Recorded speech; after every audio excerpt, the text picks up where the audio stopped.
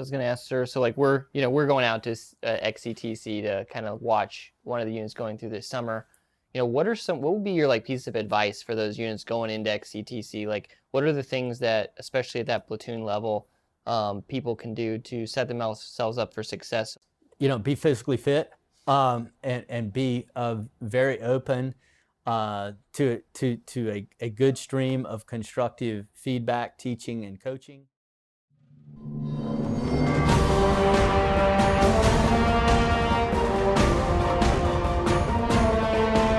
Welcome back to Leaders Recon. Today we have Colonel Moore, our boss, with us.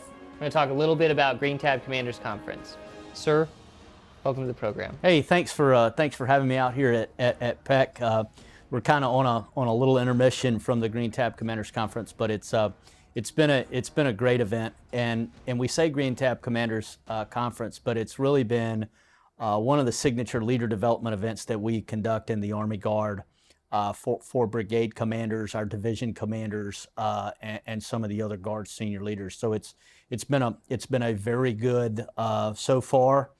Mixture of senior leader briefings and active participation in a seminar format to where our leaders have time to take in a presentation and provide some really good critical thinking coming out of that on the backside of it. So it's been a really good event so far.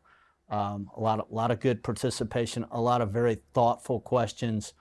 When you overlay that with what's going on in the context of current events, global current events, it's been very good. So a lot of the things that we've been talking about, the pivots in the Army, division-centric, large-scale combat operations, you name it. Some of the other topics that we've had to overlay, domains of cyber and space, to bring those in, and obviously bringing in the 4 stars for some senior leader perspective and guidance from the Chief Staff of the Army, CNGB, Force Com Commander, First Army Commanders here. General Gudo has been on the ground the whole time, and we've had great support by some retired general officers who've also came in to guide some of that seminar and small group dialogue and discussion with brigade commanders, division commanders, other general officers from the states, and their CSMs there. So we've had good, robust dialogue and participation. So really looking forward to kind of taking the feedback of that and continuing to evolve this event. And it really is a training event. I don't like to use the term conference, but we'll evolve that. Keep putting more teeth into it because every second of leader time is tremendously valuable. Whether you're a traditional guardsman and you've got to sacrifice your work week to come out here, that's huge. And on the full-time side, the same thing, just trying to stay connected. And so if you had to summarize like what is a Green Tab Commanders Conference, like what would that be in short? Signature senior leader development forum in the Army Guard. So it's a group of the best and brightest of command teams from all across the Army Guard, brigade combat teams, engineer brigades, you name it. And you overlay division commanders with that, division command teams. And then we'll bring in some adjutants generals for sort of the second layer of this to make sure that we've got everybody's altitude and airspeed adjusted to where we can really have those robust small group sessions. So it's a signature event. It's got a lot of certainly at the 3-star level, very immersive participation. What are some of the highlights that came out of like the conference this time? Wow. So the highlights obviously is being able to come in and get into a smaller group with at the 3-star level. Obviously, Chief of Staff of the Army, being able to really talk directly to the group yesterday, and we stair-stepped it in with some pretty in-depth discussions on space and cyber. I came in with a pitch on training in a multi-domain, just training in MDO, and tried to tie those things together and be able to go to the brigade commanders and say, hey, this is what I'm doing for you as the synchronizer of the Guard training enterprise in terms of policy and resources. So my brief, definitely not the highlight of the show, but this is about tying things together and providing a venue for that feedback from the commanders come in, and we're able to turn that around, and it's really good. So with everything happening in Ukraine right now, obviously we're into day 6, I think, right, of the invasion. What is that? How did some of those big world events really impact those smaller group discussions that are happening right now here? So the truth is, everybody's watching it. Everybody's watching it unfold. I think that I used the term in the brief yesterday, the term unpack, I don't know, 6, 8, or 10 times when we were looking at unpacking, training at echelon. We're really unpacking the events and watching them unfold on the global stage, and I think it's really bringing some things home about the level of readiness that we need to maintain in the Army National Guard. That I said we've always got to start with 2 things, and that's individual readiness. Whether it's you're making sure that you've got the individual training that's appropriate for your grade, and then maybe some, and that you've got a high state of individual readiness, and then we bring that on and work it at the squad, crew, and lethal platoon level, and mission command proficient companies and battalion staffs that have a level of staff proficiency needed to synchronize that. So that's what's really hit home, is that level of readiness, fight tonight readiness, and as I've said before, for the last 2 years, the Army Guard, it's been like a warfighter, and we went to the warfighter and we've gotten injects that you can't make up, you can't make these things up, and sure enough, we have worked through those, and the success of that has been proficiency at the small unit level, and that we've been able to come together on short notice with limited guidance, some clear commander's intent about what we're doing, regardless of the mission set, whether it's been COVID, Washington D.C. response, or it's been a continued steady state of global employment overseas in some very, very dangerous places. Even with the Guard participation in recently in Afghanistan, coming out of that. So that's what it's been a very loud alarm bell about the importance of readiness in the Army Guard, and certainly as a lead for Army Guard training, I take that very seriously every day. As we're continually I'm looking for those resources to apply it to build readiness, and we're making sure that all that aligns against the strategy and the policy, that we're building readiness in the right areas with limited resources. So keeping that in mind, and that with the resource constrained environment that we are kind of operating in now, what does that look like moving forward, as far as that struggle between building readiness and maintaining what this is all going to drive us to do, and we know that in the last years of persistent conflict, that our ability to effectively plan and implement solid training management has degraded. So we got to work on training management, and we've got to look a little deeper, and we've got to prioritize, and we've got to resource. And the better that we can deliberately do that, I think the more efficient we're going to become with limited resources. So that's we're working on a couple of tools right now in TR, primers to provide at the company level to better understand how the whole training management process really all comes together. Okay. And then you slap that 7.0, and I just reread 7.0 for about the 3rd time on the plane coming out here. It's actually a really good manual, and it's very fundamentally focused, and that's just what I'm I'm driving everybody to be proficient at the fundamentals, and all that lethality will follow.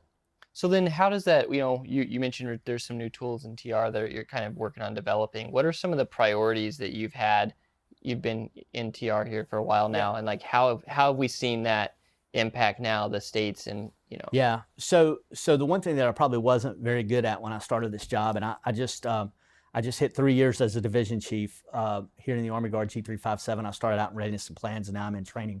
So I took the readiness over there.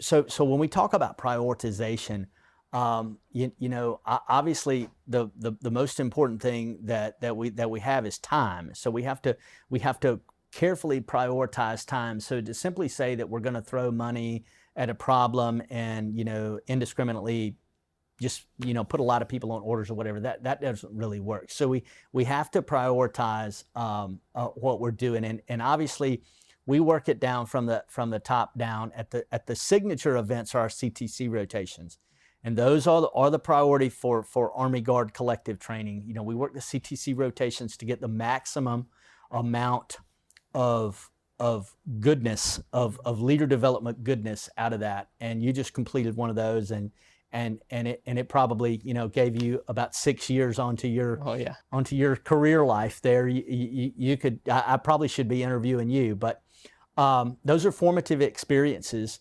that grow us all as leaders, and sometimes they're not a whole lot of fun. And it's obviously what we do, in contact in the box, but it's the getting there and getting back that also challenges everyone at every echelon, from across the warfighting functions, and that's really how we view the performance there as we get ready to conduct that. And then you walk that down, and we've also got the warfighters that build that staff proficiency, Army warfighters, total Army warfighters, and they're a big deal. And we spend a lot of time and resources and energy making sure that we've got the right units plugged into the warfighter exercises. And sir, just to kind of add on that, not to interrupt you, but like, if you have to say, like, what are the key components? Like, what's the selling point? Like, why is a warfighter so important for a brigade? What would that be? A warfighter is huge for an individual or for a unit. Ever how you can get you or your unit involved in those exercises. It ensures interoperability with our regular Army counterparts, because it's total Army. So it's not just going to be the Guard, in an isolated event. It's a total Army warfighter. The latest doctrine, TTPs, are going to be inculcated obviously throughout. You're going to get world-class teaching, coaching, mentoring, guiding, all of that, and the latest systems. So you're really, that staff proficiency and those sets and reps are going to be there, and those sorts of things pay off, just as movement under live fire conditions at night. And I'll probably say that a couple more times here before we conclude this. But that's hugely important, is that level of staff proficiency in a warfighter in particular. And then we walk that down to our XCTC program when we talk about small unit movement, lethal platoons, as we have that event, and we have some other things laid on with that at echelon. But the focus is lethal platoons, mission command proficient companies in the XCTC program, and it's delivered at the point of need. So we're able to bring in a total training support wrap to a unit to conduct a warfighter. And I don't look at it purely through the lens of it being a precursor to a CTC. It really is, beyond getting you ready for the CTC, it gets you ready for life. It gets you ready for whatever the world will throw at us as soldiers, whether it be in full contact somewhere, or whether it be just getting your squad to move to a location with limited guidance at night, with a compressed orders process. So the So the XCTC program does that. It does a really good job of shaping feedback for junior leaders, that they've got that in their hip pocket, and really allows us to see ourselves at the small unit level, because that's the first thing we have to do when we jump off into any of these bands of collective training. And then, through the entirety of that, we're always going to school. We're always completing, whether it be our MOS qualification, critical functional, or our PME. That's a continuum, and then balancing that with life is another extremely difficult, demanding conversation. But that's always there, because that's that foundational, the bedrock of unit readiness. Well, and that's what I was going to ask, sir. So like we're going out to XCTC to kind of watch one of the units going through this summer. What would be your piece of advice for those units going into XCTC? Like, what are the things that, especially at that platoon level, people can do to set themselves up for success, so they're really getting the best, leader development training out of that 30-day exercise? Be physically fit, and be very open to a good stream of constructive feedback, teaching, and coaching, and set some goals.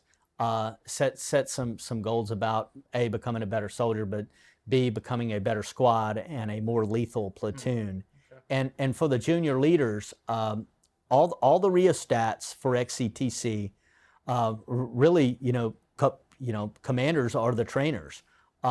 So, and that's sort of, always been the case, but you've got to take ownership of the event. And you control the rheostats, and you can really tune in on the strengths and weaknesses of the small unit completing the exercise. And, we can make those adjustments, ever how, the commander deems it necessary to place it against his or her training objectives. So it's all the rheostats are in the commander's box. So it's very leader focused, but there's something in it for everybody.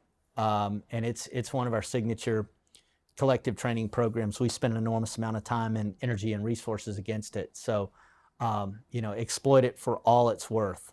Well, and then kind of pivoting a little bit, you hit on leader development as with the CCC rotations. What are we looking at over the next couple of years anyway, as far as CTC rotations available to the Guard? And then what would be your advice to some of those junior leaders about why it's important for them to be engaged with CTC rotation? Yeah, you just said something real critical about the next couple of years. So if you're going to a CTC rotation 2 years from now, and everybody should know who's going, and we have a very deliberate planning and road to war process for that. Try to get in somebody else's and get you some experience before you go with your unit.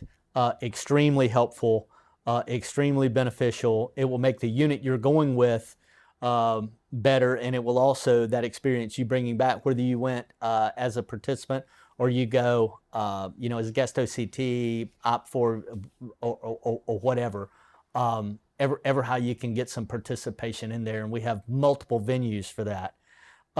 That's sort of the first thing. And obviously, you want to be physically and mentally fit before you go into the collective crucible of combat. So it is a long-term, a longer-term process as you're kind of setting conditions with your life and your family that you've got a significant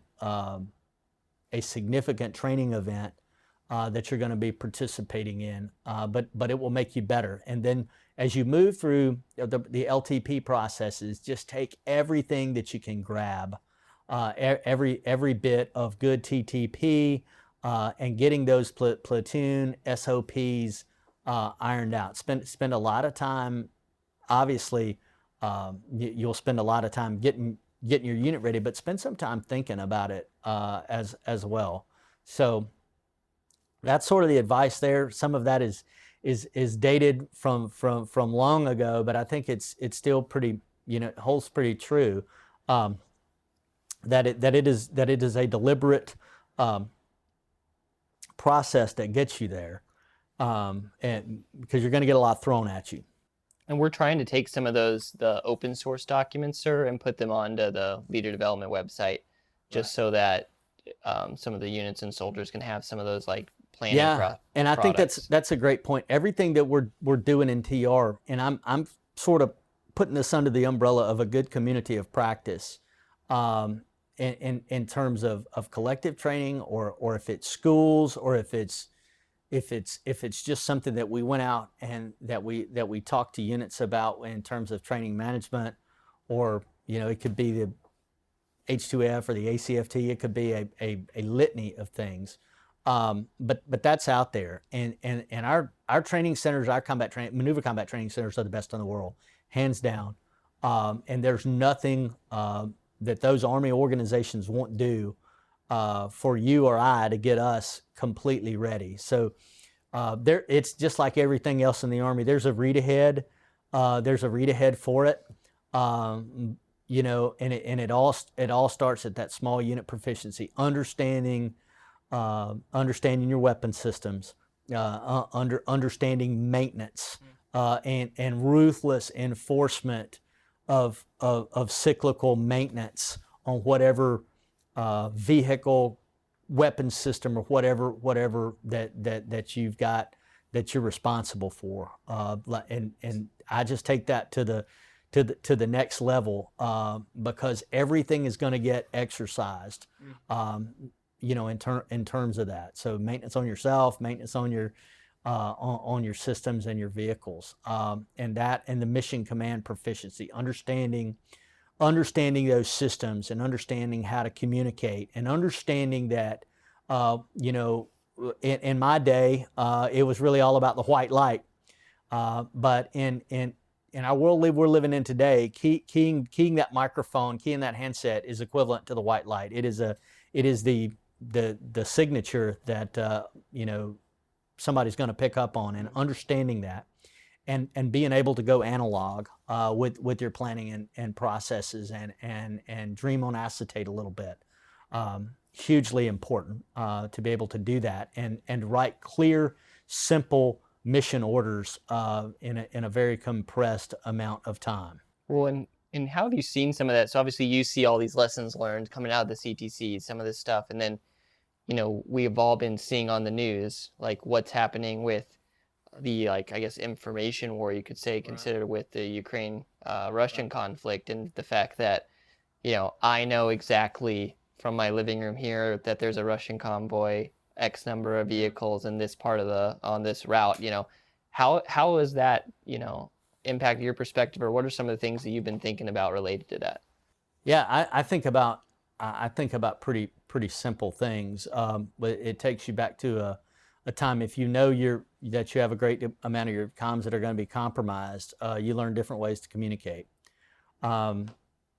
So that's sort of the first thing, and you will communicate with much greater clarity, because we don't know when we're going to talk again, because we know that's going to be compromised. But the cyber the cyber business, and the technology is flipping faster than I can certainly keep up or talk about the TTPs on that, or really gain a great understanding of it. I just know that technology is spinning faster, and the enemy is turning that faster than we can imagine. So that's the thing that's interesting about it.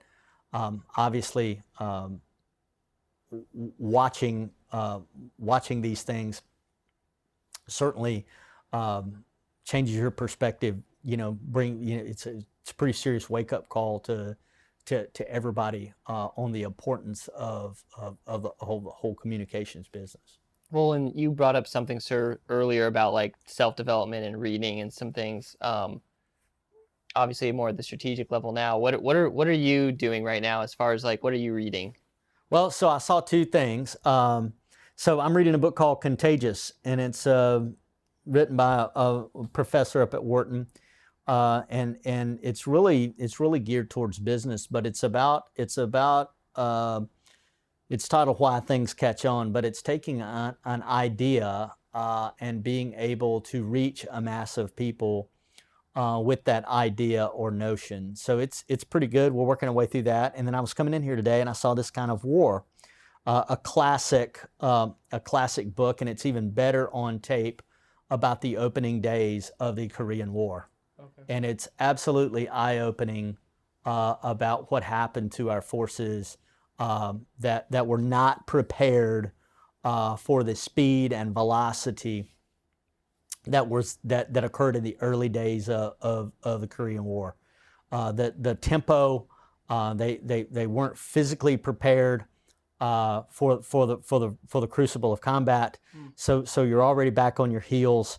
They hadn't conducted the collective training to understand that, okay, we're proficient in communicating now. Let's cut the communications off and see, are we still proficient at communicating without our systems? That and understanding, the employment of weapon systems against, like I said, it's a great book about when you see the tempo and the level of unpreparedness, really, of the American Army in the early days of the Korean War.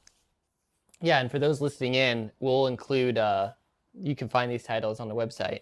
We've been putting all the, anytime a guest recommends something, we've been putting in like, hey, Colonel Moore, right, this episode, like, this title. So if they go to www.nationalguard.mil/leader development, we have a bunch of different like recommended reading from different subject matter. Well, Josh, you can just come in my office and you can take a picture of the books behind my desk, and most of them I've read. I haven't got all the way through the papers of Ulysses S. Grant, but who understood strategy and understood strategy when not a lot of other people in the Civil War really understood strategy.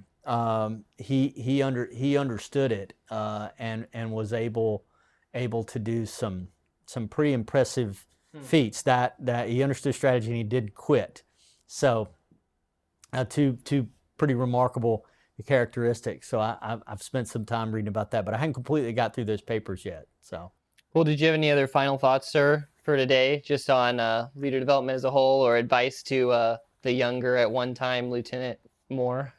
Wow. So the resources that we have out there now are exponentially greater than anything I ever thought of as a young company grade officer. So I really had to dig hard for the answers. Been doing a little bit of work, on training in MDO. Really went back and looked in the early 90s when I was coming along with air-land battle, and how that looked. And MDO is not air-land battle. It has some of the significant components of it, but separate discussion there. But so I didn't have those resources, and the Army has some great resources now, digital resources. The 7.0 is a great manual, and then the manuals that are specific to platforms and weapon systems and all that. And it's a given that you got to be smart on that as a leader. That's just a baseline. If you really want to get good at it, you got to take it to the next level and broaden your reading list a little bit to understand, because an Army manual can get a little dry sometimes. Yeah, absolutely, sir. But there's some, if you look at what's going in academia and what's going on and if you read the Harvard Business Review, things like that you kind of understand, units and teams and cultures and the difference between culture and climate of a unit, a little bit, deeper discussion, obviously, and it can get a little dense sometimes, and you have to sort all that out. But that's what I didn't have, so I would tell you take those resources, and we'll make sure we get them out there.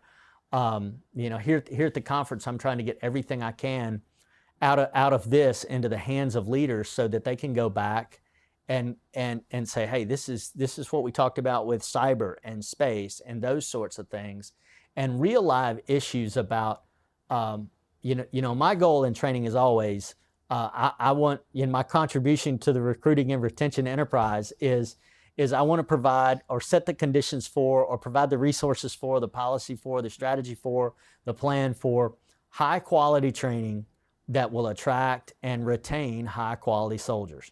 Because at the end of the day, soldiers join the Army to train, and that's what you do. That's the nexus of everything. Those resources are out there. So I will always tell people to read, broaden your perspective. There's a lot going on in the news right now, but make sure you don't just get on one band or flavor of news. If you've got some satellite television, get on the BBC a little bit. Look at some of the other global news outlets and gain that perspective. And I think, and I read Team Everything, even when we're in Washington D.C. and we're talking about the building the program objective memorandum or the budget process. I try to take another view of it and go, well, if I were on the other side of the table, I would ask this question about what do you need that resource for? What readiness is this resource that the Army is providing you going to produce? And be prepared with those tough questions. And I would say that to junior leaders, those tough questions, that your soldiers ask you, you've got to have a response to. Why are we doing this training? What is the outcome of this going to be? What is this going to look like? And you have to be able to visualize, describe, and direct that a little bit as a leader. So that's what everybody's looking for. So those are just a few of the ideas on the top of my head about this. But we're just in an exponentially different place than we were than when a young Scottie Moore was out there, just trying to figure out how to keep my combat platforms, at the highest OR rate possible. And it was challenging, but I do think we're in a better delivery mode now. We can deliver most anything to your handheld device to provide you some better information context. And then whatever your questions are, what do you want to get better at?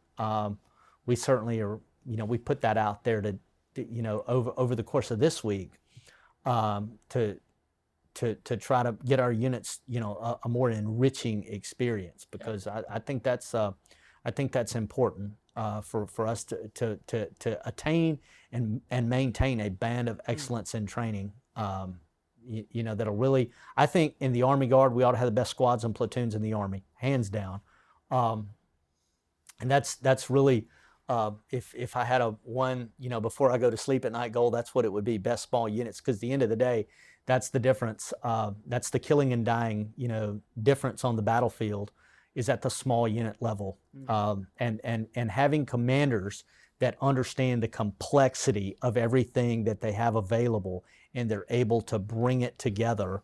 And via mission command, small unit leaders are employed and capable of doing what they're supposed to be doing. Thanks, sir, so much for coming and sharing some of your expertise here, both about the Green Tab Conference, some of your training priorities, and information for future leaders. Thanks, Josh. I appreciate you having me. And I don't really have priorities. My senior leaders have priorities, but my job is to go in every day and try to make sure everybody's focused in the right direction. And sometimes I have to look in the mirror and make sure that I'm focused in the right direction. So I appreciate the opportunity. Thanks, sir. Thanks for tuning in today. If you would like more information on any of the topics we discussed, please visit our social media pages in the links below. And please don't forget to leave us a 5-star review. You can find us wherever you listen to your favorite podcast.